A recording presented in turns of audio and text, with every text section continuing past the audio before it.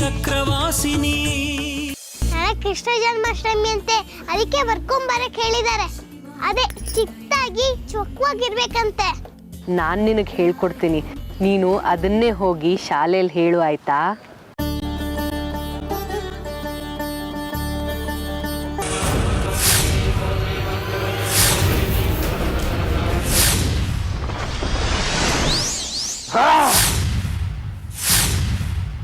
ದಯವಿಟ್ಟು ನನ್ನನ್ನು ಕಾಪಾಡಮ್ಮ.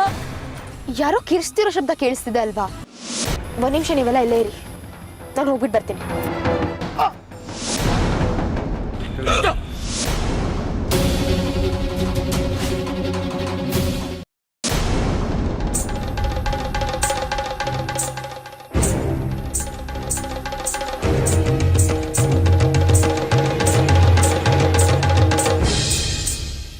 ಏನ್ರಿ ಇವಳು ಇಷ್ಟೊತ್ತಾದ್ರೂ ಬರಲೇ ಇಲ್ಲ?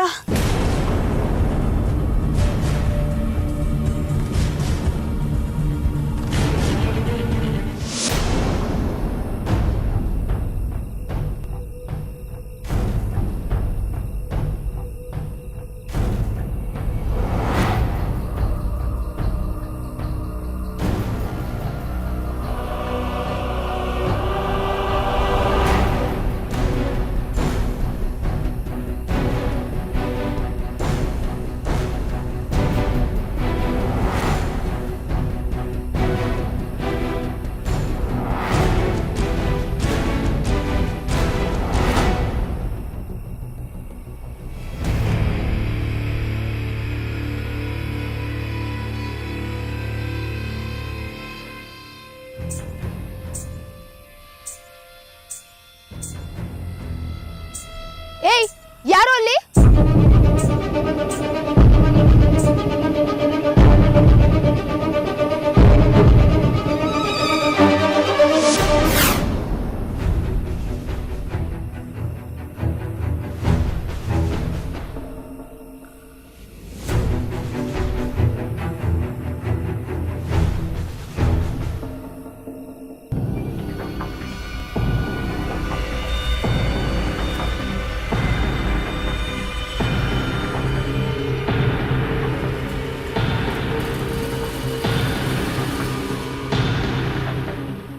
ಯಾರು ನೀವು?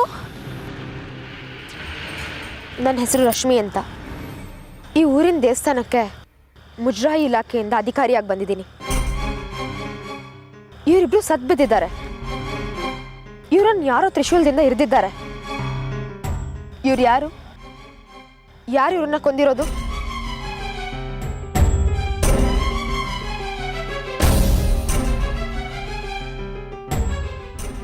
ಅಮ್ಮ, ತಾಯಿ ತ್ರಿಪುರ ಸುಂದ್ರಿ, ನನ್ನನ್ನು ಕಾಪಾಡ್ಬಿಟ್ಟೆ ತಾಯಿ. ಅಮ್ಮನವರು ನನ್ನನ್ನು ಕಾಪಾಡ್ಬಿಟ್ರು.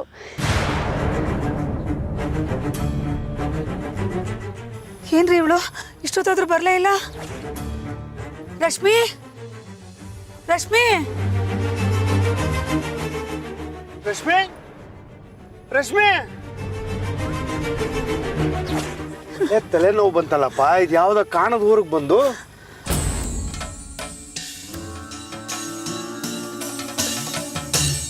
ಏನಾಯ್ತು ಅಂತ ಸರಿಯಾಗಿ ಹೇಳಿ. ಇವರು ನನ್ನನ್ನು ಕೆಡ್ಸೋಕೆ ನೋಡಿದ್ರು. ನಾನು ಅಮ್ಮನವ್ರ ದೇವಸ್ಥಾನದ ಮುಂದೆ ಹೂ ಮಾರ್ತೀನಿ. ಇವತ್ತು ವಿಶೇಷ ಪೂಜೆ ಇತ್ತು, ಅದಕ್ಕೆ ಮನೆಗೆ ಹೋಗೋದಕ್ಕೆ ಸ್ವಲ್ಪ ತಡ ಆಯಿತು. ಇವರಿಬ್ರು ಅದೇ ಸಮಯ ನೋಡಿ ನನ್ನ ಮೇಲೆ ಅತ್ಯಾಚಾರ ಮಾಡಕ್ಕೆ ಬಂದರು. ಇವರಿಬ್ಬರನ್ನ ತ್ರಿಶೂಲದಿಂದ ಚುಚ್ಚಿದಾಳೆ ಅಂದರೆ ಆ ಮಹಾತಾಯಿನೇ. ಆ ತಾಯಿ ನನ್ನನ್ನು ಕಾಪಾಡ್ಬಿಟ್ಲು. ಅಮ್ಮನವ್ರು ನನ್ನನ್ನು ಕಾಪಾಡ್ಬಿಟ್ರು.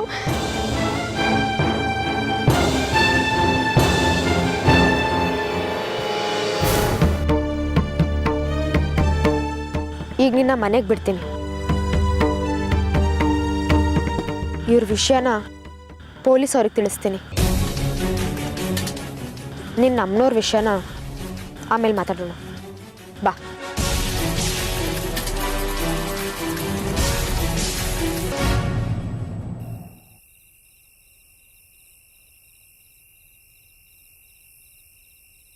ಅಪ್ಪ ಎಲ್ಲೋದ್ರು?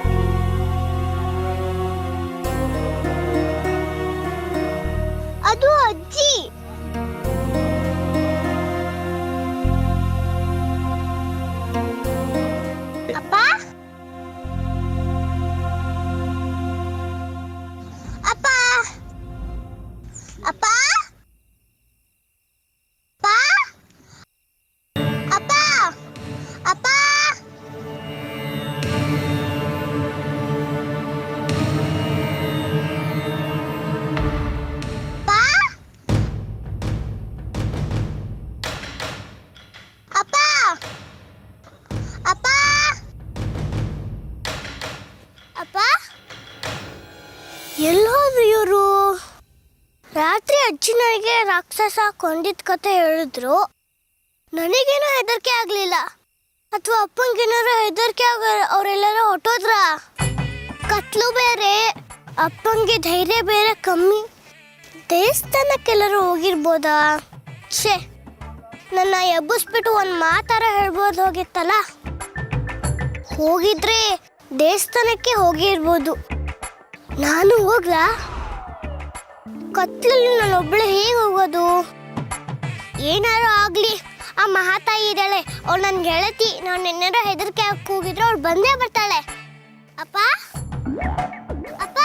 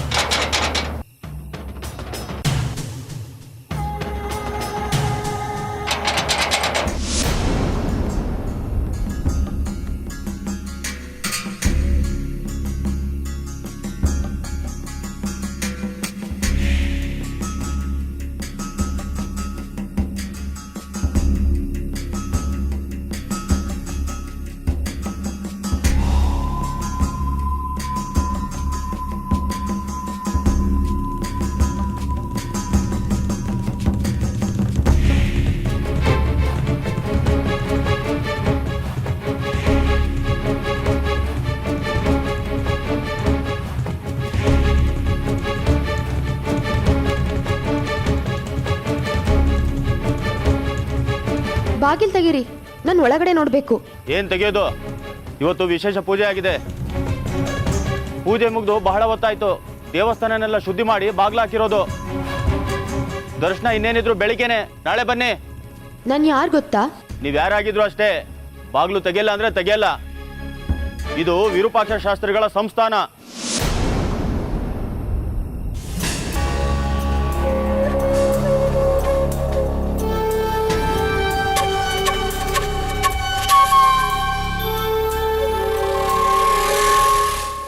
ಅದೇನು ಅಂತ ನನ್ಗೆ ಓದಕ್ ಬರಲ್ಲ, ನೀವೇ ಓದ್ ಹೇಳ್ರಿ. ಏನು ಓದಕ್ಕೂ ಬರಲ್ವಾ? ಅದೇನು ಅಂತ ನಿಮ್ಮನ್ನೆಲ್ಲ ಕೆಲ್ಸಕ್ಕೆ ಸೇರಿಸ್ಕೊಂಡಿದ್ದಾರೋ. ನಾನು ಮುಜರಾಯಿ ಇಲಾಖೆಯಿಂದ ಈ ದೇವಸ್ಥಾನದ ಅಧಿಕಾರಿಯಾಗಿ ಬಂದಿದ್ದೀನಿ. ಅಯ್ಯಯ್ಯೋ, ನನಗೆ ಗೊತ್ತೇ ಆಗ್ಲಿಲ್ಲ ಅಮ್ಮವ್ರೆ, ಕ್ಷಮಿಸ್ಬಿಡಿ.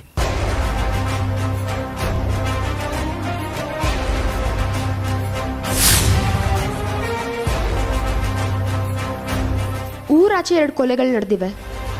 ಯಾರೋ ಅಮ್ಮನವ್ರ ವೇಷ ಹಾಕೊಂಡು ತ್ರಿಶೂಲ ಇಟ್ಕೊಂಡು ಹೋಗ್ತಿದ್ದನ್ನು ನಾನು ನೋಡಿದೆ. ನಾನು ಈಗಲೇ ಗರ್ಭಗುಡಿ ಒಳಗೆ ನೋಡಬೇಕು. ಬಾಗಿಲು ತೆಗೀರಿ. ಇಲ್ಲ ಅಮ್ಮನವ್ರೆ, ನಾವು ಬಾಗಿಲು ತೆಗಿಯಾಗಿಲ್ಲ. ಅದು ಅಲ್ಲದೆ ಗರ್ಭಗುಡಿಯ ಬಿಗದ ಕೈ ವಿರೂಪಾಕ್ಷ ಶಾಸ್ತ್ರಿಗಳ ಹತ್ರ ಇರುತ್ತೆ. ಅವ್ರ ಅಪ್ಪಣೆ ಇಲ್ಲದೆ ನಾನು ದೇವಸ್ಥಾನದ ಬಾಗಿಲು ತೆಗೆಯೋ ಆಗಿಲ್ಲ. ಹಾಗಿದ್ರೆ ಕರ್ಸೋ ಅವ್ರನ್ನ. ನಾನು ಈ ಕ್ಷಣ ಗರ್ಭಗುಡಿ ಒಳಗಡೆ ನೋಡಬೇಕು. ಆಯ್ತು ಅಮ್ಮವ್ರೆ, ನಾನು ಹೋಗಿ ಕರ್ಕೊಂಡು ಬರ್ತೀನಿ. ನೀವು ಇಲ್ಲೇ ಕಾಯ್ತಾ ಇರಿ.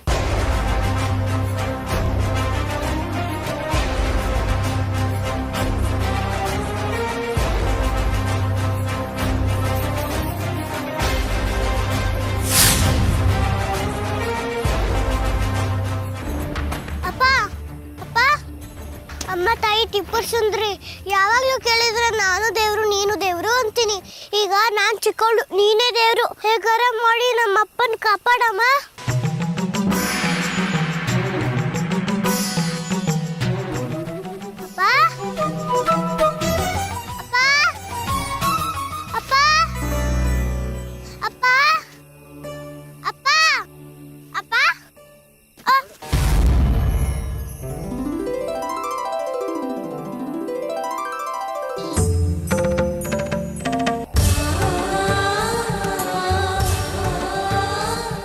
ಯಾರನ್ನು ಹುಡುಕ್ತಿದ್ಯಾ ಹಿರಣ್ಮಯಿ? ಅಪ್ಪನ್ನ. ನಾನು ರಾತ್ರಿ ಮಲಗಬೇಕಾದ್ರೆ ನನ್ನ ಜೊತೆನೇ ಮಲಗಿದ್ರು, ಆದರೆ ಈಗ ಕಾಣಿಸ್ತಿಲ್ಲ. ನಿಮ್ಮಪ್ಪ ಎಲ್ಲೇ ಹೋಗಿದ್ರು ಒಳ್ಳೆ ಕೆಲ್ಸದ ಮೇಲೆ ಹೋಗಿರ್ತಾನೆ, ಬರ್ತಾನೆ. ನೀವ್ಯಾರು ಹುಡುಕ್ತಾ ಇದ್ದೀರಾ? ನಾನು ಯಾರನ್ನೂ ಹುಡ್ಕಲ್ಲ, ಎಲ್ಲರೂ ನನ್ನನ್ನು ಹುಡ್ಕೊಂಡು ಬರ್ತಾರೆ. ನಮ್ಮ ಅಪ್ಪನೂ ಅಷ್ಟೇ, ಎಲ್ಲರೂ ಹುಡ್ಕೊಂಗೆ ಆಯ್ತು. ಎಲ್ಲಿ ಹೋಗ್ತಾರೆ ಏನ್ ಮಾಡ್ತಾರೆ ಗೊತ್ತೇ ಆಗಲ್ಲ. ನಿಮ್ಮಪ್ಪ ಎಲ್ಲಿದ್ದಾರೆ ಅಂತ ನನಗೆ ಗೊತ್ತು, ಬಾ ಕರ್ಕೊಂಡು ಹೋಗ್ತೀನಿ. ಅಯ್ಯ, ನಮ್ಮಪ್ಪ ಎಲ್ಲಿದ್ದಾರೆ ಅಂತ ನಿಮ್ಗೆ ಗೊತ್ತಾ? ಸರಿ ನಡೀರಿ ಹೋಗೋಣ.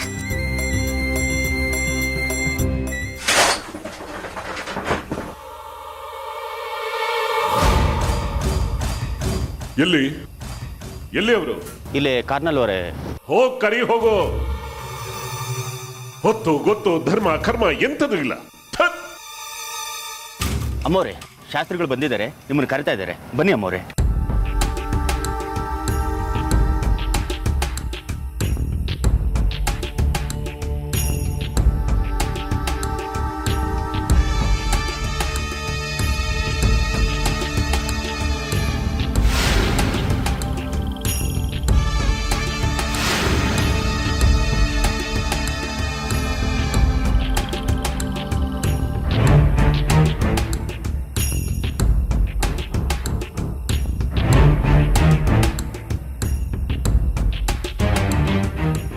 ನಾನು ಈ ದೇವಸ್ಥಾನನ ಪೂರ್ತಿ ಒಂದ್ಸಲ ನೋಡಬೇಕು. ಮೊದಲು ನೀನ್ ಯಾರು ಅಂತ ಹೇಳೋ.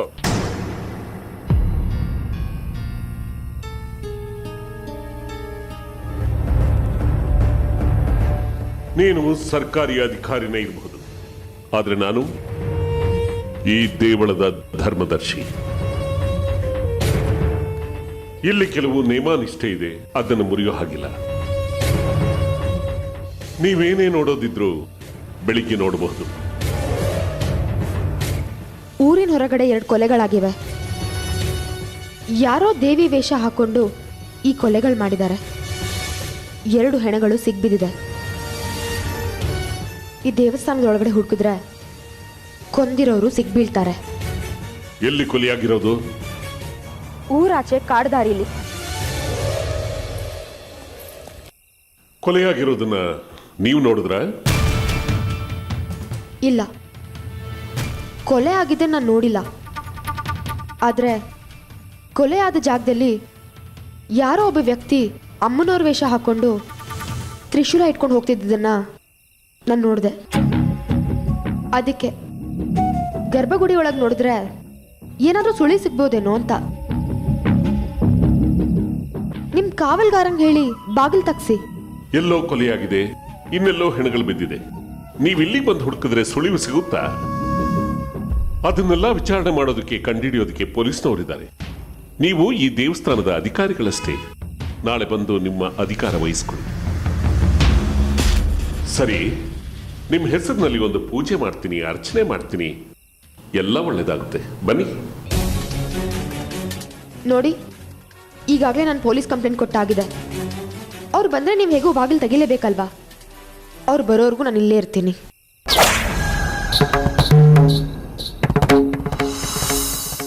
ಪೊಲೀಸ್ನವ್ರಿಗೂ ಗೊತ್ತಿದೆ ಇಲ್ಲಿ ನೀತಿ ನಿಯಮಗಳು ಏನು ಅಂತ. ಅವರು ಬೆಳಿಗ್ಗೆವರೆಗೂ ಬರೋಲ್ಲ. ಅದು ಅಲ್ಲದೆ ಅಮ್ಮನವರಿಗೆ ವಿಶೇಷ ಪೂಜೆ ನಡೆದಿದೆ. ಈಗ ಬಾಗಿಲು ತೆಗೆದ್ರೆ ಶುದ್ಧಿಯಾಗುತ್ತೆ. ಯಾರು ಏನೇ ಹೇಳಿದ್ರು, ಏನೇ ಶಿಫಾರಸ್ ತಂದ್ರು, ಇಲ್ಲಿ ನಾನೇ ಕಾನೂನು. ನಾನು ಹೇಳಿದ್ದೇ ನಡೀಬೇಕು, ನಡೆಯುತ್ತೆ. ಮಿಕ್ಕ ವಿಚಾರ ಬೆಳಿಗ್ಗೆ ಮಾತಾಡೋಣ.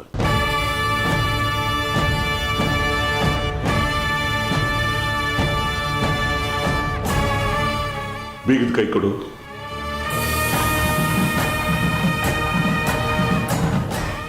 ಇವ್ರ ಹೆದರಿ ನೀನ್ ಬಾಗಿಲು ತೆಗೆದ್ರೂ ತೆಗಿಬಹುದು. ಏನಾದರೂ ಆಗ್ಲಿ, ಅಮ್ಮನವರಿಗೆ ಅಪಚಾರ ಆಗ್ಬಾರ್ದು.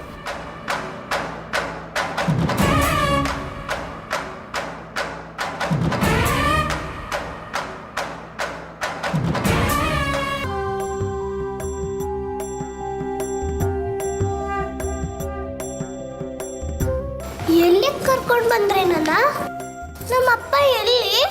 ಕೂತ್ಕೋ. ನಿಮ್ಮಪ್ಪನ್ ಯಾಕೆ ಹುಡುಕ್ತಿದ್ಯಾ? ನಾನು ಮಲಗ್ಬೇಕಾದ್ರೆ ಅಪ್ಪ ನನ್ನ ಜೊತೆನೇ ಮಲಗಬೇಕು, ಇಲ್ಲ ಅಂದ್ರೆ ನಂಗೆ ಹೆದರಿಕೆ ಆಗತ್ತೆ. ನೀನು ಕಾಡಲ್ಲಿ ಒಬ್ಬೊಬ್ಳೆ ಓಡಾಡ್ತೀಯಲ್ಲ, ಆಗ ನಿನಗೆ ಹೆದರಿಕೆ ಆಗಲ್ವಾ? ಆ ಮಹಾತಾಯಿ ಟಿಪ್ಪರ್ ಸುಂದ್ರಿ ಯಾವಾಗ್ಲೂ ಕಷ್ಟದಲ್ಲಿರೋರ್ನ ಸಹಾಯ ಮಾಡ್ತಾಳೆ. ನೋಡ್ತಾ ಇರಿ, ಅವಳು ನಮ್ಮಪ್ಪ ಎಲ್ಲಿದ್ರು ಕರ್ಸ್ಕೊಡ್ತಾಳೆ. ಹಾಗಾದ್ರೆ ಮನೆಗೆ ಹೋಗು, ನಿಮ್ಮಪ್ಪ ಅಲ್ಲಿಗೆ ಬರ್ತಾನೆ. ಇಲ್ಲ, ನನಗೆ ಭಯ ಆಗತ್ತೆ, ನಾನು ಒಬ್ಳೇ ಹೋಗಕ್ಕೆ. ನಿಮ್ಮಪ್ಪ ಯಾವುದೋ ಕೆಲಸದ ಮೇಲೆ ಆಚೆ ಹೋಗಿರ್ತಾನೆ, ಕೆಲಸ ಮುಗಿಸ್ಕೊಂಡು ವಾಪಸ್ ಮನೆಗೆ ಬರ್ತಾನೆ. ನೀನು ಮನೆಗೆ ಹೋಗು, ನಾನೇ ನಿನ್ನನ್ನು ಬಿಟ್ಟು ಬರಲಾ? ನಾನು ಮನೆಗೆ ಹೋದ್ರೆ ಅಪ್ಪ ಇಲ್ಲದೆ ನಂಗೆ ನಿದ್ದೆ ಬರಲ್ಲ. ಅಪ್ಪ ನನ್ನ ಯಾವಾಗಲೂ ತೊಡೆ ಮೇಲೆ ಮಲ್ಸ್ಕೊಂಡು ಕತೆ ಹೇಳ್ತಾ ಮಲಗಿಸ್ತಾರೆ. ಅವ್ರ ಕತೆ ಹೇಳ್ತಿದ್ರೆ ನಂಗೆ ನಿದ್ದೆ ಬಂದ್ಬಿಡುತ್ತೆ. ಹಾಗಾದ್ರೆ ನೀನು ದಿನ ಅರ್ಧ ಕತೆನೇ ಕೇಳ್ದಂಗಾಗತ್ತಲ್ವಾ? ಮಾರನೇ ದಿನ ಎಷ್ಟು ಕತೆ ಕೇಳಿಸ್ಕೊಂಡೆ ಅಂತ ಅಪ್ಪಂಗೆ ಹೇಳ್ತೀನಿ, ಅದನ್ನ ಅವರು ಮುಂದುವರಿಸ್ತಾರೆ. ಹೀಗೆ ನಾನು ಪೂರ್ತಿ ಕತೆ ಕೇಳೋದು. ಈಗ ನೀನು ನನ್ನ ತೊಡೆ ಮೇಲೆ ಮಲ್ಕೋ, ನಾನು ನಿನ್ನ ಕತೆ ಹೇಳ್ತೀನಿ. ಅಯ್ಯೋ ಬೇಡಪ್ಪ, ನಾನು ನಿಮ್ಮ ತೊಡೆ ಮೇಲೆ ಮಲ್ಕೊಂಡ್ಬಿಟ್ರೆ ಅಪ್ಪ ಮನೆಗೆ ಹೋಗಿದ್ದಾರೆ ಅಂತ ನಂಗೆ ಹೆಂಗೆ ಗೊತ್ತಾಗತ್ತೆ? ಚಿಂತೆ ಮಾಡಬೇಡ, ನಿನಗೆ ನಿದ್ದೆ ಬಂದು ಇಲ್ಲೇ ಮಲ್ಕೊಂಡ್ಬಿಟ್ರೆ ನಿಮ್ಮಪ್ಪ ಬಂದಮೇಲೆ ನಾನು ನಿನ್ನನ್ನು ಅವ್ರಿಗೆ ಒಪ್ಪಿಸ್ತೀನಿ. ಅವ್ರು ನಿನ್ನನ್ನು ಎತ್ಕೊಂಡು ಮನೆಗೆ ಕರ್ಕೊಂಡು ಹೋಗ್ತಾರೆ. ಆಗ ನಿನ್ನ ನಿದ್ದೆನೂ ಹಾಳಾಗಲ್ಲ, ನಿನ್ನ ಕಥೆನೂ ಪೂರ್ತಿ ಕೇಳಿರ್ತೀಯ, ನಿನಗೆ ನಿಮ್ಮಪ್ಪನೂ ಸಿಗ್ತಾರೆ. ಇದಾಗ್ಬೋದು, ಹೇಳಿ ಕತೆ. ಸರಿ, ನನ್ನ ತೊಡೆ ಮೇಲೆ ಮಲಗ್ ಬಾ.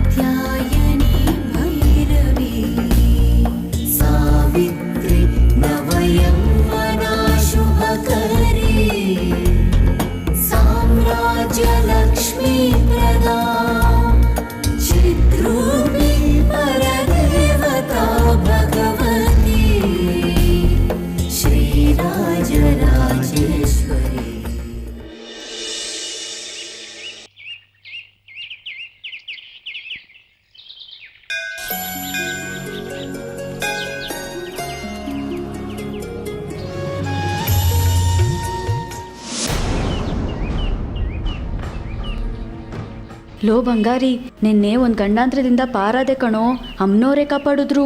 ಗಂಡಾಂತ್ರನ? ನಿನಗೇನೇ ತೊಂದರೆ ಬರುತ್ತೆ, ನೀನೇ ಎಲ್ರಿಗೂ ತೊಂದರೆ ಕೊಡ್ತೀಯ ಅಷ್ಟೇ. ಏಯ್, ನಾನು ಯಾವಾಗ ಏನು ಹೇಳಿದ್ರು ಸರಿಯಾಗಿ ಕೇಳಿಸ್ಕೊಳ್ಳೋದೇ ಇಲ್ಲ ನೀನು. ನಿನ್ನೆ ರಾತ್ರಿ ಆ ಡ್ರೈವರ್ ದೇವರಾಜ ಮತ್ತೆ ಅವನ ಗೆಳೆಯನ್ ಕೊಲೆ ಆಗಿದೆಯಲ್ಲ. ನಿನಗೂ ಗೊತ್ತಾಯ್ತಾ? ನನಗೆ ಬೆಳಗಿನ ಜಾವನೇ ಗೊತ್ತಾಯ್ತು ಕಣೆ. ನಿನಗೆ ಹೇಗೋ ಗೊತ್ತಾಯ್ತು?